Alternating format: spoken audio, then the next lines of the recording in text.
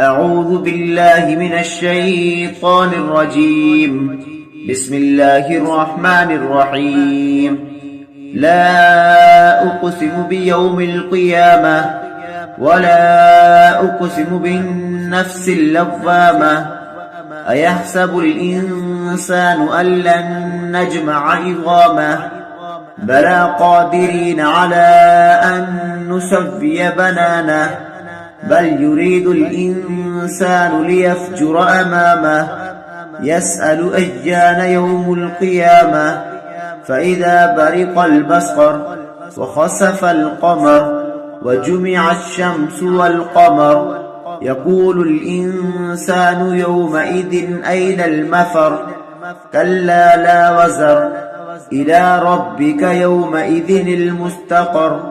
ينبأ الإنسان يومئذ بما قدم وأخر بل الإنسان على نفسه بصيرا ولو ألقى معاذيرا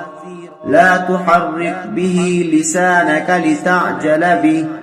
إن علينا جمعه وقرآنه فإذا قرأناه فاتبع قرآنه ثم إن علينا بيانه كلا بل تحبون العاجلة وتذرون الآخرة وجوه يومئذ ناظرة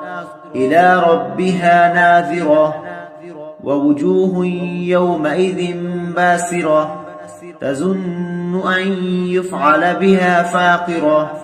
كلا إذا بلغت التراقي وقيل من راق وظن أنه الفراق